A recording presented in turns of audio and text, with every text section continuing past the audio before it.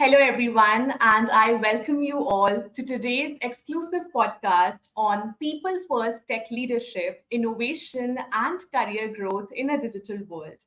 I'm your host, Khushi Mudgal, and I'm absolutely delighted to have you with us today.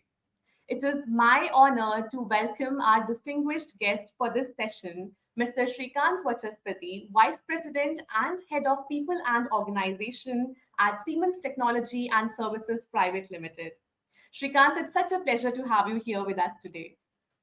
Thank you, Kushi, for this opportunity. And hello, everyone. It's a pleasure to be here. So, before we move ahead, let me take a moment to introduce him.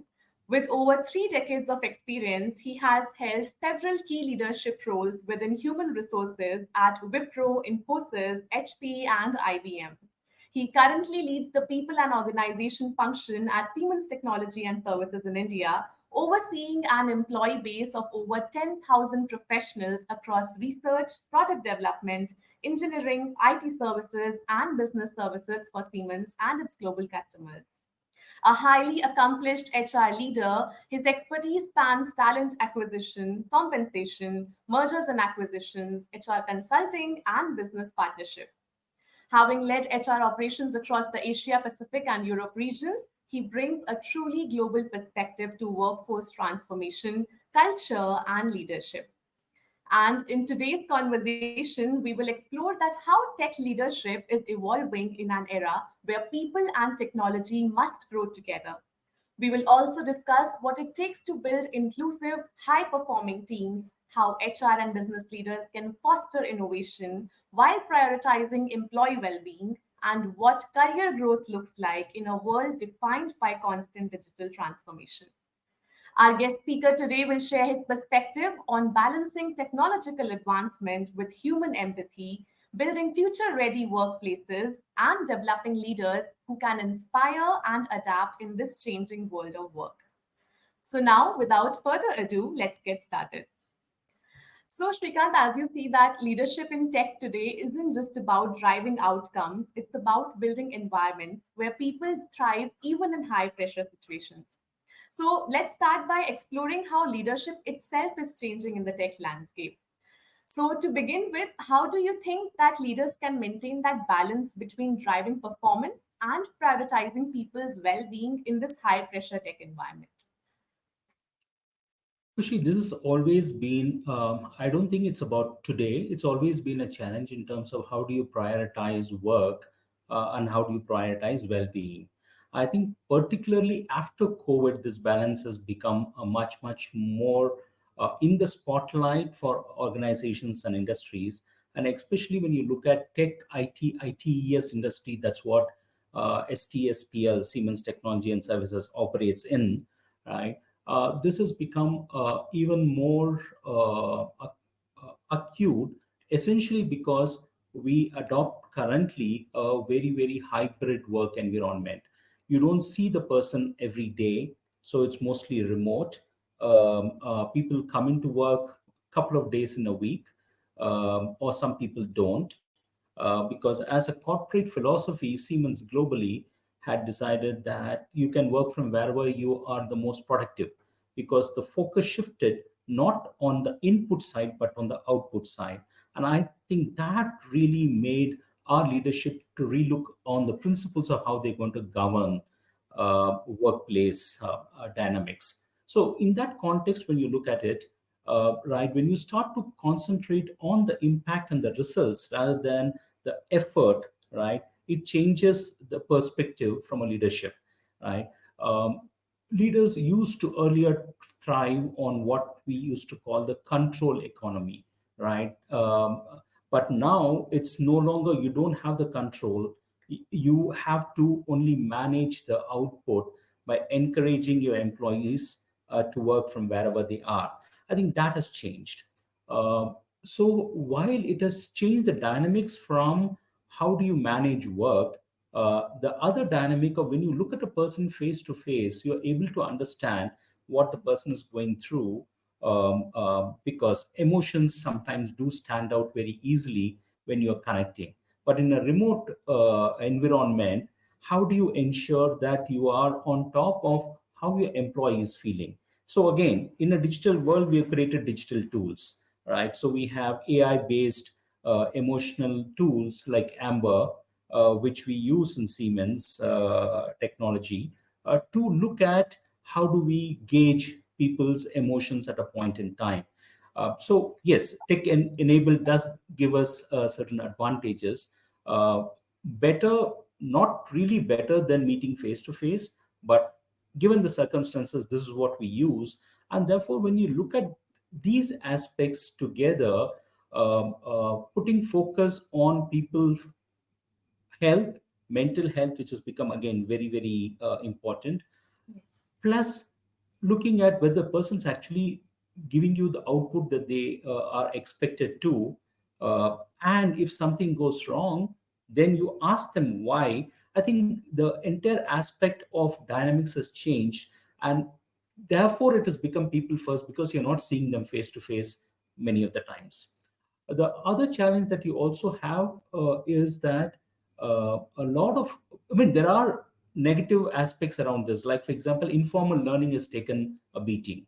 You do learn from your colleagues, you do learn. So, again, you have to create different systems of how do you do code reviews? How do you do meetings without any agenda? So, we do have meetings without agendas where it's like you tell me whatever you feel like talking about. Let's talk about whatever you feel like, Yeah. and then people do share. So we are trying to create the water cooler environment in a tech world. I think uh, essentially there is, it's evolving aspects of leadership, how to manage in a tech driven world. I think at STSPL we have embraced this. There are people who probably don't come into work for months on end, but work still happens. I think during COVID, when everybody was remote, this was a huge realization that work does happen, whether you actually physically come into office or not. Yes, Shrikant. And that's such an important reminder that technology might be fast, but people power the innovation behind. And it's so inspiring to see that how empathy and performance they can actually go hand in hand. And you also, portrayed this particular perspective from your personal expertise, which is really something that is a go ahead for all of the listeners and for all our audience. So now moving on, let's talk about culture. So developers often work best when they have creative freedom, but that autonomy needs to coexist with inclusion and collaboration. So Shrikant, how can organizations build cultures that are inclusive, yet they can give developers that creative freedom? I think if you really look at how do you create an environment where people know that they are safe and they can thrive, right? In one of our annual awards that we have, one of the awards that we have is called the Phoenix Awards, right? These are people who have failed and have risen from the ashes, and to make good what really was at a point in time a disaster.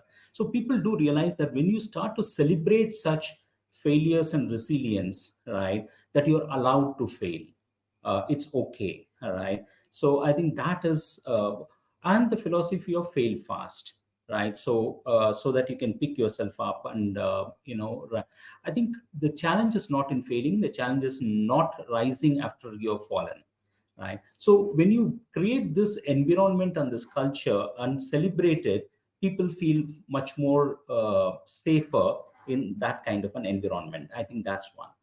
We also have annual employee surveys in which this is one particular question that gets asked about inclusion, about how people feel in terms of work, right? The work environment.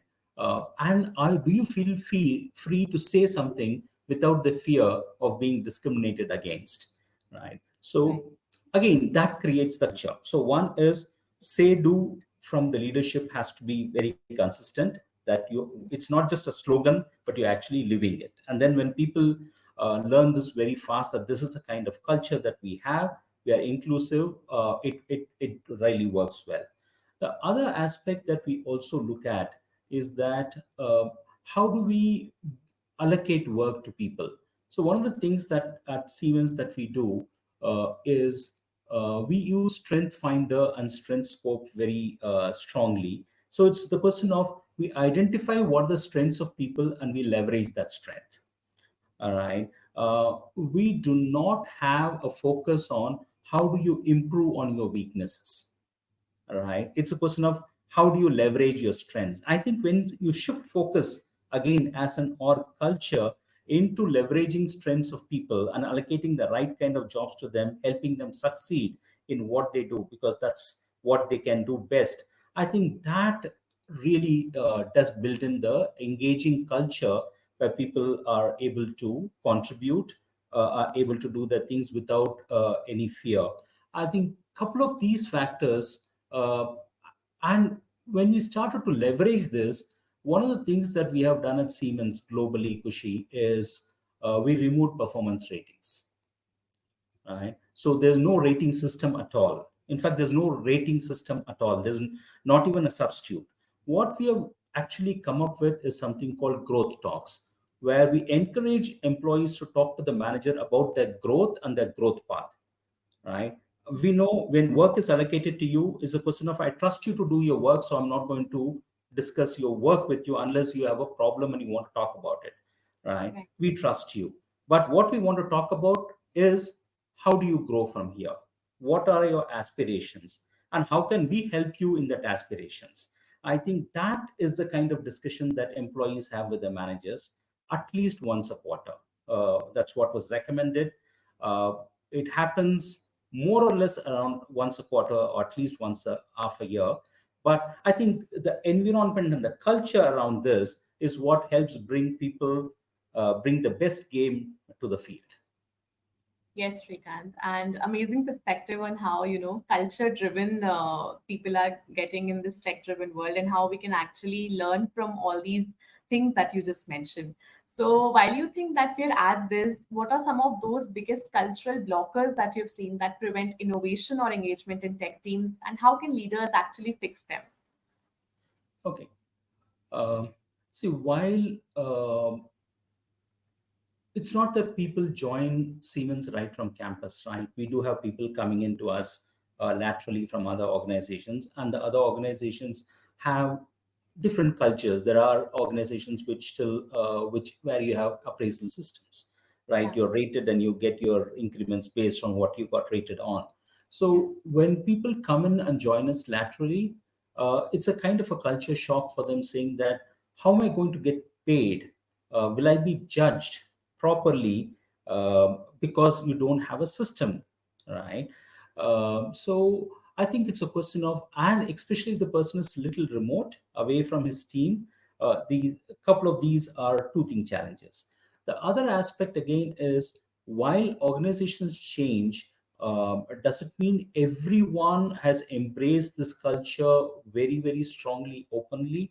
Uh, uh, while all our engagement surveys tell us close to around 80 to 85% positive, right? It also means there are some people who are holding out, for whom control is still an aspect of their leadership style, right? right. So I think it's an evolution process.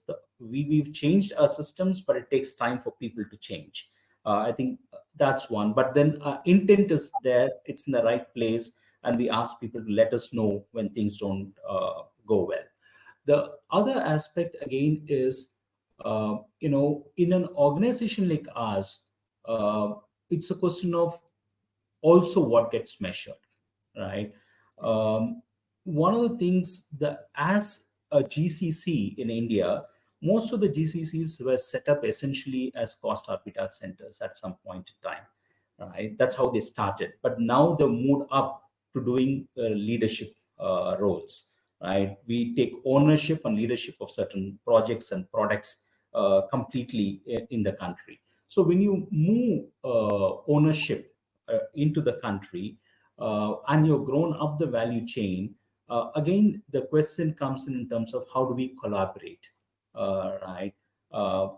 And there are challenges that come with that kind of ownership, because what you are now responsible for is not just to do, but to innovate and move ahead in terms of looking at the future, right? And so we set up a lot of what we call COEs, Centers of Excellence, where people are able to contribute and learn.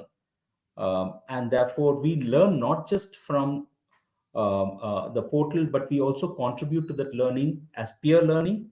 Our LMS, our learning management system, also allows us to upload learning so others can learn from what we have learned, right? So Right. user created content is a major part of our LMS. So it's not just one way, it's two way. I think when you create that environment of able to fail fast, when you have the ability to create a knowledge base, and when you have the ability to contribute, it overcomes the challenges that we have. I'm not saying we don't have those challenges. There are pockets where there is resistance, but I think overall people do what they see the leaders do. And if leaders are able to walk the talk consistently and talk about this, and in our survey results, when we get negative scoring, we talk about it and say, what do we do to fix that? And it comes genuinely from the top. Things change. They evolve. Some evolution is slow, but they evolve. Yes, Srikanth. And these were actually some great insights because you really highlighted that innovation actually thrives where belonging and freedom intersect, and how in this tech and AI driven world we need to maintain that balance throughout, and also cater to the needs of the current the people who want that much amount of freedom, and also that belonging where actually innovation can thrive. So now let's shift to a more personal side of leadership, that is mentorship and growth. So, Shrikant, in today's hybrid and global tech world, what do you think is the most effective way to mentor tech talent across these distributed teams?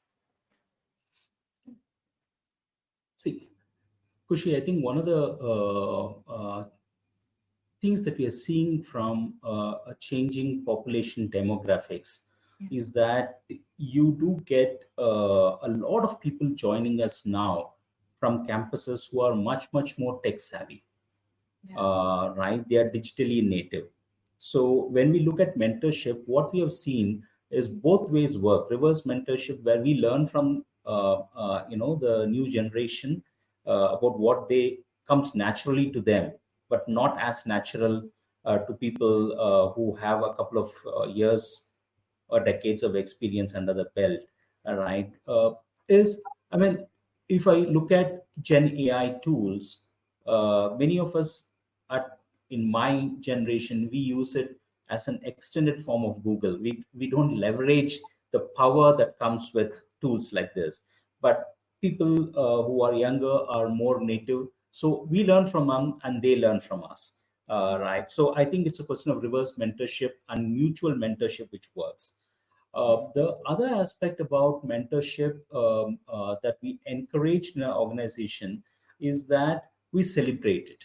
We have created a set of awards called the Drona Awards, which are meant for anyone who has helped mentor, train other people. Right. So again, what gets celebrated becomes a part of the culture. So we have global coaching programs, which are again called Grow to Glow, which are aimed at providing coaching opportunities for people who need that. Right. Uh, and so I think tech has enabled certain platforms for us. We are leveraging those platforms. I think the concept of people wanting to ask questions, learn from others, comes from the ability to admit that I don't know and I need help. All right. And akin to what failure is, if you go down the path, you can go down to failure. This cuts it out earlier in the process. I think it's the environment which we create where people can ask. All right. You don't look bad if you ask a question. In fact, we encourage it because then it, not just from a organizational way of work perspective, it left shifts the entire process of capturing things early enough so that you're able to get a better output and better impact.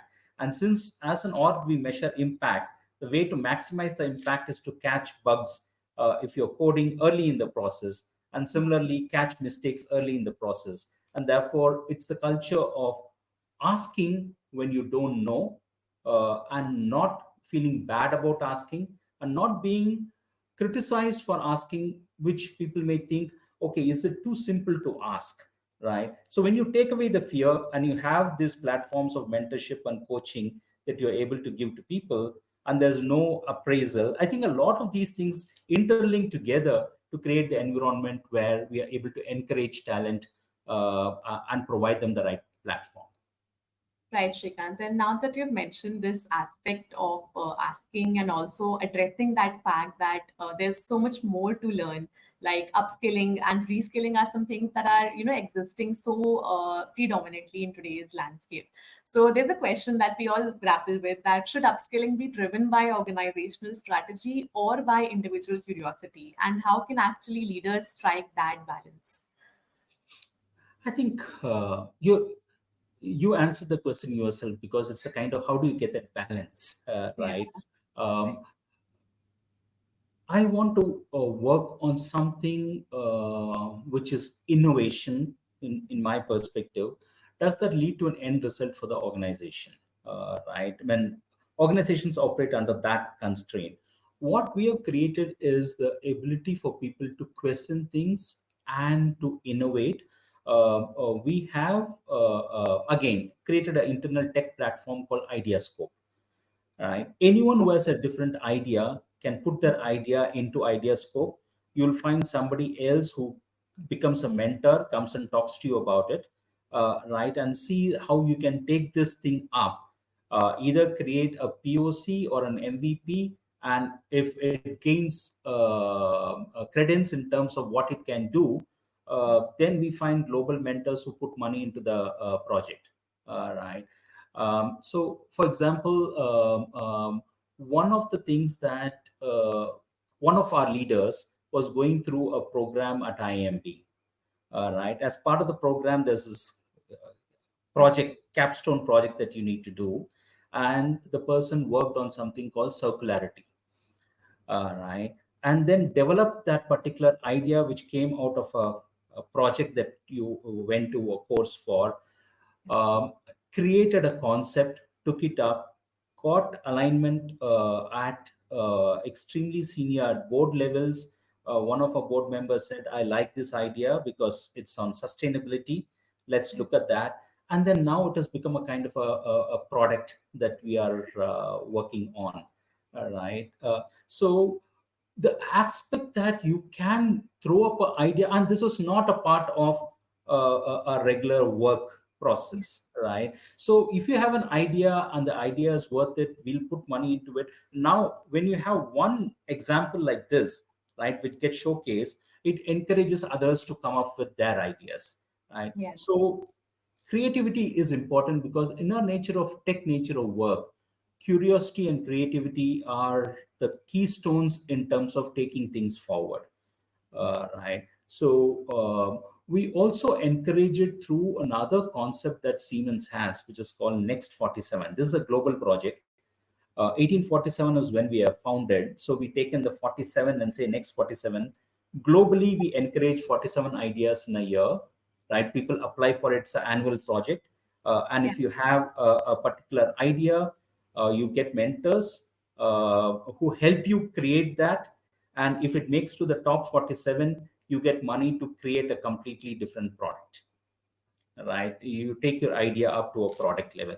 So I think the aspect, Siemens has always stood for innovation, right? And our motto is to make things that matter, right? That's a North Star.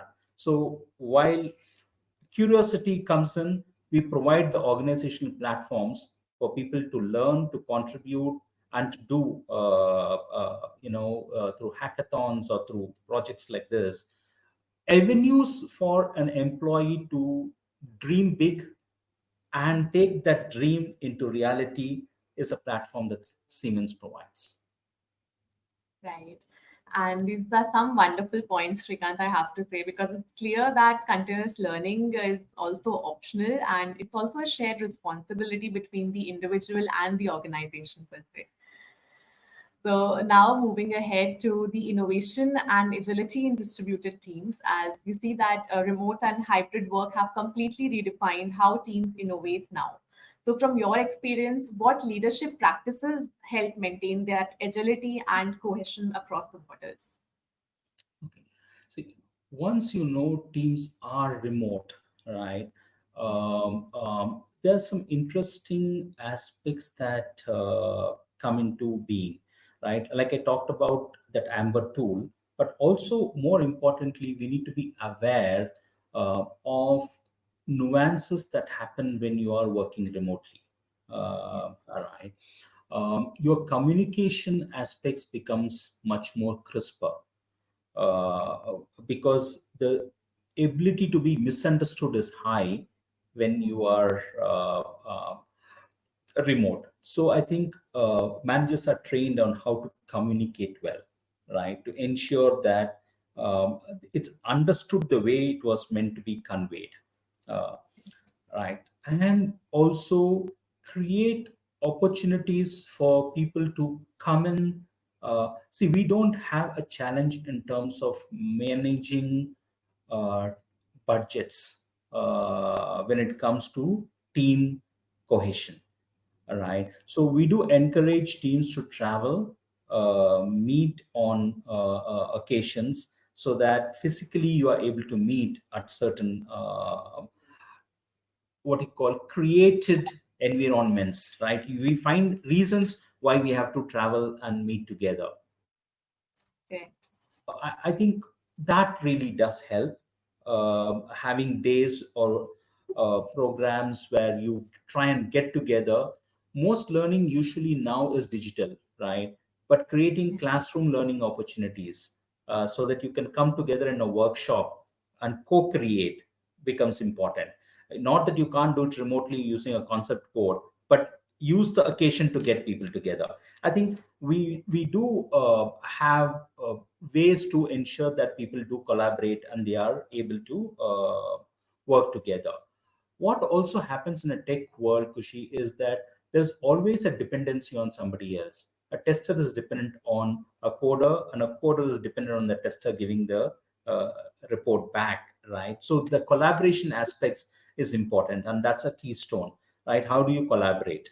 And as I said, the shift left aspect of being proactive in communication also does help. So I think it's the kind of culture where we have been able to create where people can work remotely, but still be part of the team, get onto calls, encourage people to switch on videos on calls. And a lot Correct. of times people do say that I'm unable to switch on a video at this point in time, right? The usual excuse is bandwidth, right? Which may be true if you are in a very remote location, but encouraging people or making the expectation that I'm expecting everyone to switch on the videos in the call ensures that people get into the call with that seriousness. So I think small steps in terms of how do you encourage, and if you see something going wrong, after the call the person and said something wrong, can I help? I think the aspect of can I help, right, is important from a mental health, as well as not pushing the blame on, but coming in as an empathetic person saying that I want to understand and what can I do. I think that really helps. So we've been training our managers on shifts like this when you have to manage teams remotely. I think that's been working well for us. Right, and that was a very amazing way to mention that how we can actually strike that balance, and also in that process, not to forget that yes, these are some things that always go a long way, and it's always essential to address these small things so that there's no inconvenience while we are trying to process and align all of that together. So, Shrikant, what role do you think psychological safety and trust play in building these high performing distributed tech teams? Oh, very, very important. See, uh, as long as you feel the connect, right? both to the organization. So we look at it at three ways, right? Our surveys talk about ENPS, right? And most organizations do that to Yeah. figure out what is the propensity of people to stay, right? Yeah. But more important is why are they staying, Correct. right? One of the things that we measure on a global basis, Kushik, is that how connected are you to the organization strategy, and do you think your work connects to the organization? Do you see meaning in the work that you do? Yeah. Right?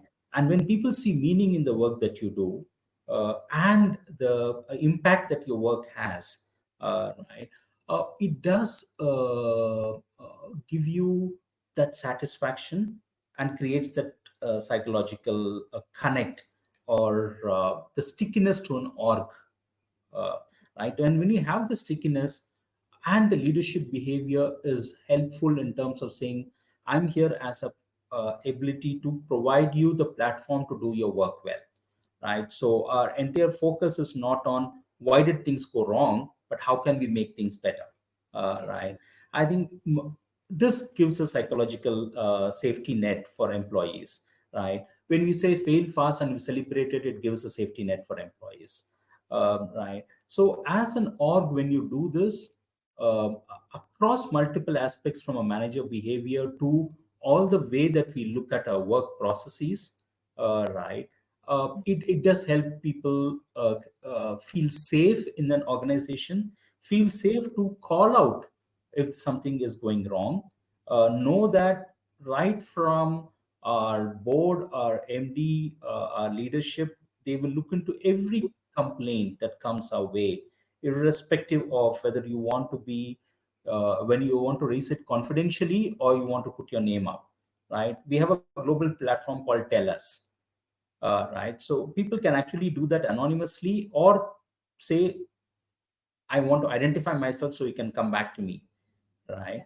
Irrespective of whether they identify or not, it's taken seriously and gets reported every year in terms of how many tellers came in and how many did we, and what was the conclusion that we did. So I think word gets around that, this is how an organization treats people, and that safety is important for them to be able to be creative, to produce. So one of the things that we noticed was, once we started our COEs on innovation and put focus on innovation, the number of first time inventors who did their first filings for patents, right, rose up dramatically, right? So I think it's all the question of how do you communicate, and in things like this we need to over communicate, Yes. right? Because when the leadership over communicates, people get the message much, much more clearer. And everyone in the organization starts to understand this is our culture, and therefore, this is how things happen around here. That gives a psychological safety net. And once you have that, people's aspiration does really take off, because you know there's somebody behind you having your back. Yes, Srikanth, and you very beautifully, depicted this whole concept. And I also love that innovation now doesn't depend on just proximity anymore. It also depends on that trust and building that clarity, and taking that shared purpose across, which becomes the most essential aspect in today's landscape, I have to mention. So now, finally, as we look ahead, what do you think will define great tech leadership in this AI-driven era? Empathy, adaptability, or innovation? See, AI is changing a lot of things, Yes. right?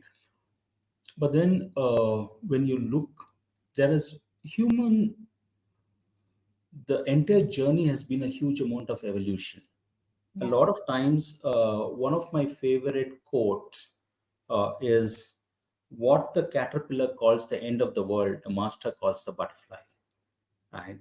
A lot of times, right, we evolve into something which is different, Yeah. which is much more beautiful. AI has changed a lot of stuff, and but then there are limits to what AI can do. Creativity does not, is still a very human emotion. I call that an emotion because we are impacted by it mentally. I mean, if you don't have the right feeling, you can't create. Right. But for the first time, machine generated content has overtaken human generated content in all the LLMs that power Gen AI at this point in time. All right. So then, will AI in the future learn only from itself? Right? It can't be true. Humans need to put in that creativity and also feed forward. That's one aspect. So I think AI will change the way we work by ensuring some of the things that are repeatable, um, they can actually do that, right? Yeah. But one of a quote from somebody that I met recently. The person said, AI is directional, it's not accurate, right? As long as we use that as a guardrail, that AI is directional, it tells you where to go much faster because it's able to discern more information at a faster rate than you can. But then you take that, but you need the human interference or the human interpretation, the human in the loop for us to learn from AI and take that forward. So creativity will always be there as a cornerstone of human input into all the systems that come in the future. But using AI intelligently and also the fear that AI is going to take away jobs is something that also hampers its adaptation, its open adaptation, right? Um, Certain jobs will become easier because of use of AI, but then the human endeavor will always be there in ways that we probably don't imagine today, and therefore we will have to learn to coexist with something. The managers will have to learn with how do you manage a machine in the loop rather than AI managing a human in the loop, right? So I think it's going to be a kind of a symbiotic coexistence, learning not to fear but to use AI. But this process, because we are still not sure as to how accurate AI is in terms of data, because we know today that AI generates a lot of synthetic data, right? Which looks a bad term, right? Because it's creating data. But if you look at humans, we use data to what and act on what we call gut instinct, Correct. right? And gut instinct is nothing, again, it's not backed up by pure data, it's also synthetic data, right? So when we humans use it, it's gut feel. When machines use it, it is synthetic data. But we'll have to figure out how to manage this entire process, how to discern the wheat from the chaff, use data and AI for what it's good at, Yeah. and use human intelligence and oversight to ensure that we are using that data properly. So it's an evolving world. Jury is not out yet, but one thing is clear: AI today, right, with all the things that it can provide us, it's still in its infancy. Gen AI, it's still in its infancy, right? As it Right. learns and becomes much, much more mature in the way that it operates, right? We are going to see a lot more. Moore's law will take over there. In a couple of years, we'll see a huge amount of impact AI is going to bring in, right? And we'll have to figure out and we evolve into how do we use it. I think once the goal is clear, your intention is clear, you're going to leverage AI, then it becomes easier. Yes. There's some wonderful points and perspectives, Srikant, I have to say, because that was a very definitive way to actually look ahead on this perspective of how people first tech leadership and innovation is actually changing the global landscape for all of us. And that's actually something that we all were looking forward to. And we're glad that we got all those, experiences from your personal expertise, because that's always a way to judge each situation in a better way and also keep reskilling and upskilling per se. So now, before we wrap up, I would like to do a quick rapid fire round. These will be some short and fun questions to hear your instinctive thoughts, and you can let me know the first thing that comes to your mind when you think about it.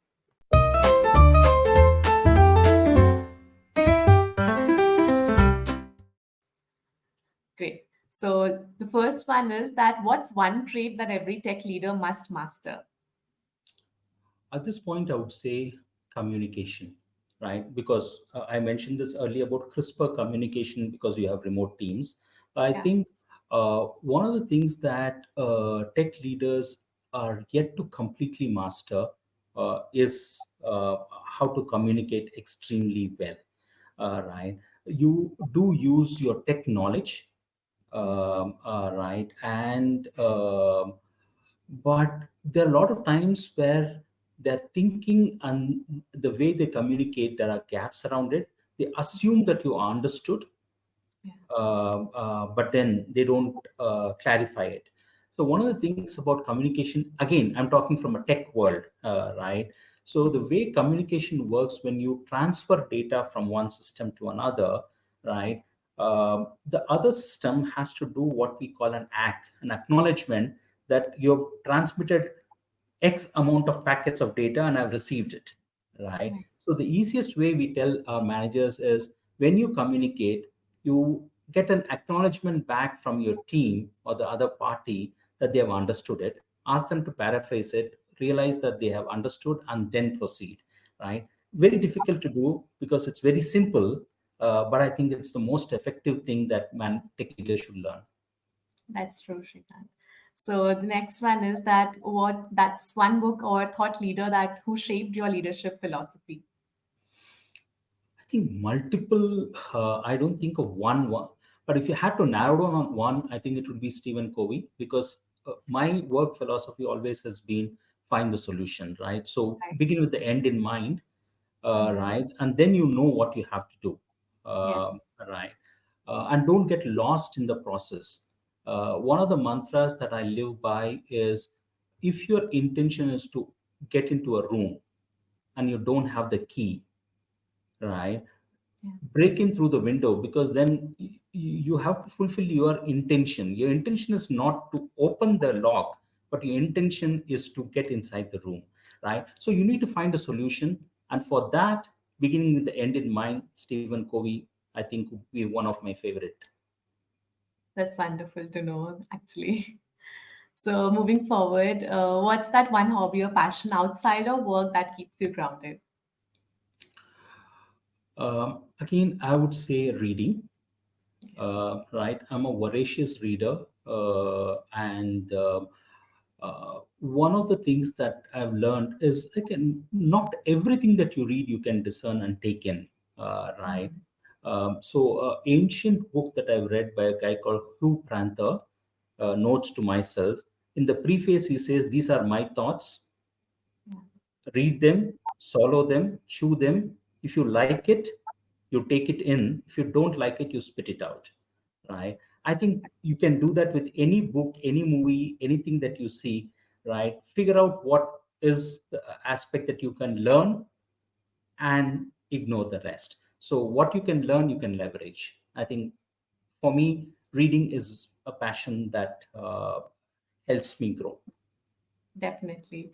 And what's that one quote or mantra that you live by?